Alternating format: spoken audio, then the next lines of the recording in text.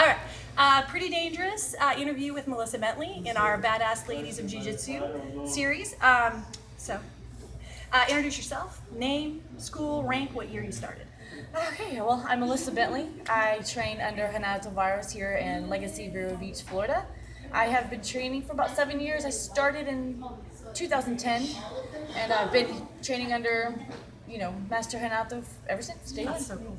I love it when we see people that have trained with the same instructor the whole way through. Yeah. It's kind of like us with Eric. Yeah. That's super cool. How did you find Jiu-Jitsu, or how did Jiu-Jitsu find you? Jiu-Jitsu totally found me because I had no idea what any of this was. I didn't even know what MMA was, and that was somewhat popular. People knew what MMA was, people punching and stuff. But I was just, I had just had my second child, and I thought, well, I want to do something. Let me get out of the house. And then my brother, my husband mentioned MMA, and I said, well, what's that? Let's check it out. And literally walked in, tried a class, and said, done, sign me up, ready to go.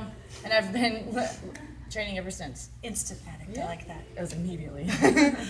Tell me a little bit about your gym and your team. My gym, we're family. I'm sure everybody say that, and that's great. And I think that's actually one of the biggest and best things about jiu-jitsu in general is that they really form a bond. And these guys are my extended family for sure. Training with under Hanato, is world champion, world class, competitor, instructor. And not only him, we have other great, fantastic black belts, and all of our browns and purples. We just have this really great wanting to help each other and be together. And I think it stems from the top, the example at the top, and trickles down. And we encourage everybody to, when they come in, just to feel that and be that way with each other. Awesome. What impact has Jiu-Jitsu had on your life?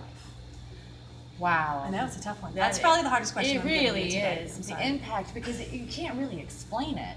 Yeah. It's something that I never knew I wanted. I never knew I was looking for it. I never knew that I needed it. And it's not just, training and getting sweaty and things like that. It's I care about my body now. I care about, how people see me now, especially becoming a black belt. Oh, yeah. Not that I walk around going like, I'm a black belt, but I feel like I need to be a certain example. So it's changed these things I'm working on. I'm working on being a better leader and being a better, more confident, black belt, and more confident female in general. It's really changed me, my way of thinking of different things, and just my outlook of things are differently. Yeah, we talk about it being a happy side effect of jiu-jitsu. The jiu-jitsu addiction, a happy side effect is you want to be a better person. You make life decisions based on how's it going to affect my game. Right, or just if I eat this Big Mac, what is that going to do to me? Exactly. And being a competitor, you have to kind of be ready all the time, because in jiu-jitsu there's no off season, so you're kind of constantly going. But even just in general, being a good person to other people, you think I'm good people, good to people in my gym, and I'm very, I'm respectful. But it's the same when you're out of here. Then you start to be like, well, you start to feel that with everybody. You want to be respectful to everybody. Yeah. And then you get it in return. Absolutely.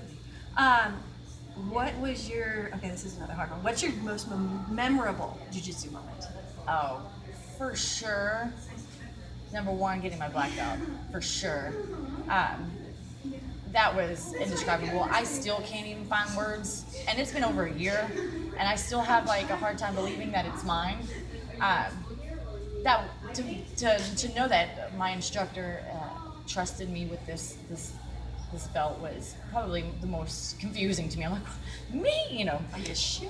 but I trust him, and I fully, believe in him, and so that was probably my biggest.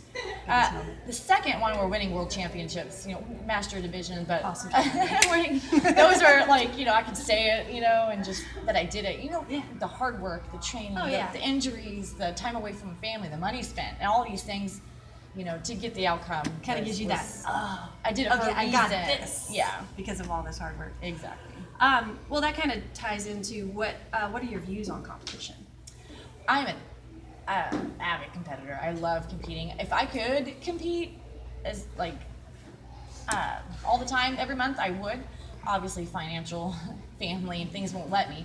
But I love it. I think that I competed since day one.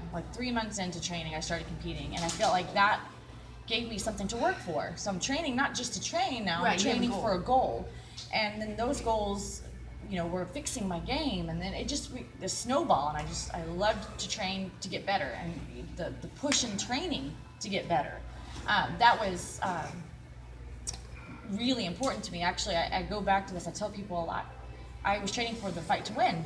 I lost, but that was the best preparation I'd ever had. My game had improved, even though I didn't get to put it out there in the moment. But I felt like my game had jumped, and that preparation for it had made me better. So exactly. I thought that was really good.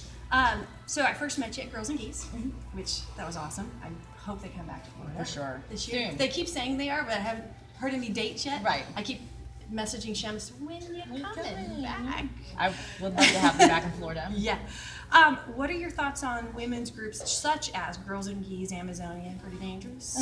And how do you think they help the women's jiu-jitsu community? I love all of these concepts. One, I'm a little jealous because I swear I tried it, and the ones that are successful, like you guys, and the Amazonian and Chim, they were successful. And I obviously didn't succeed. That's okay. It wasn't easy though. There was at least one or two that nobody showed up, and I was on Facebook ranting like a crazy person. And he was like, "You need to calm down." I think it takes a lot of commitment and stuff, and maybe that's something that I struggled with. Maybe being consistent. Maybe I wasn't as consistent, and I think that you guys doing these open mats and doing these groups have been amazing, because there are many women out there that don't even want to try.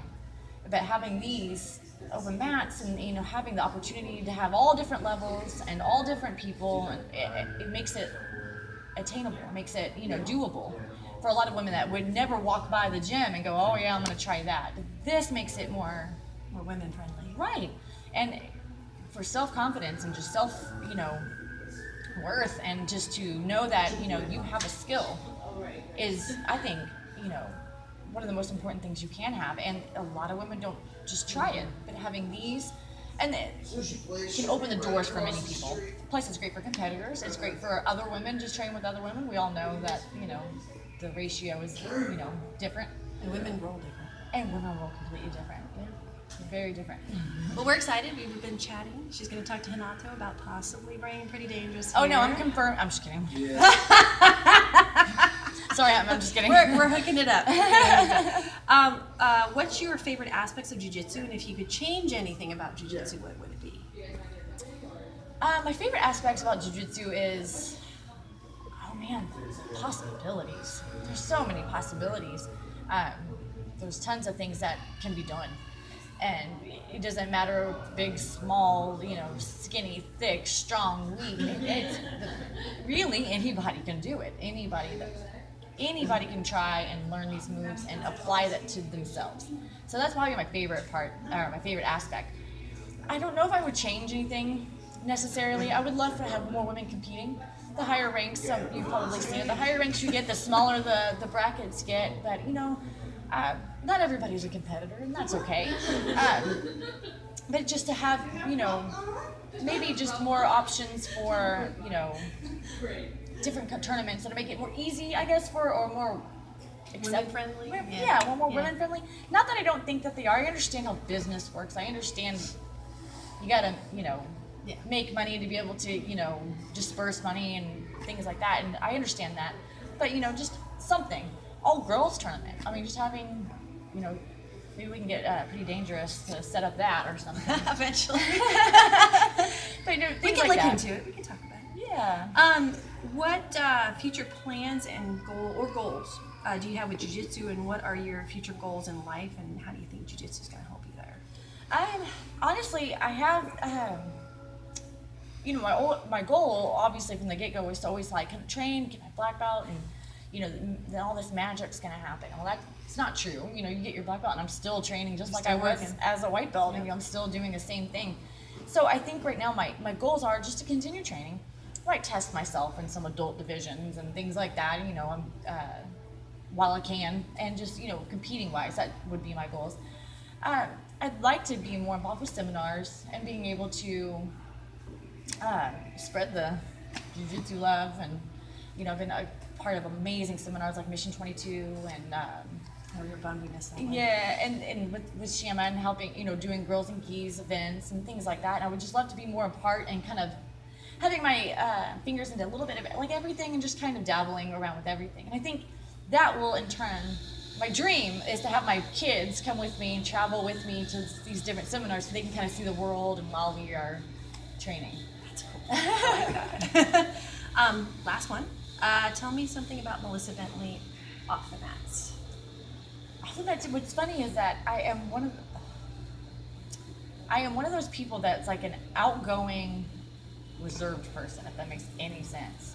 Like I can be outgoing and bubbling, but really I'm actually pretty quiet and kind of a homebody, which is kind of funny because I started training to get out of the house, to give myself an outlet. But really, I mean, if I could just stay home with my kids and all day with my husband, and we can just chill and have no plans, I'm totally cool with that. I'm not one of those busybody people. I just like to just chill with your family. Yeah, hang out with my family. Nice. Well, thank you so much. Thank you. This was Melissa Bentley.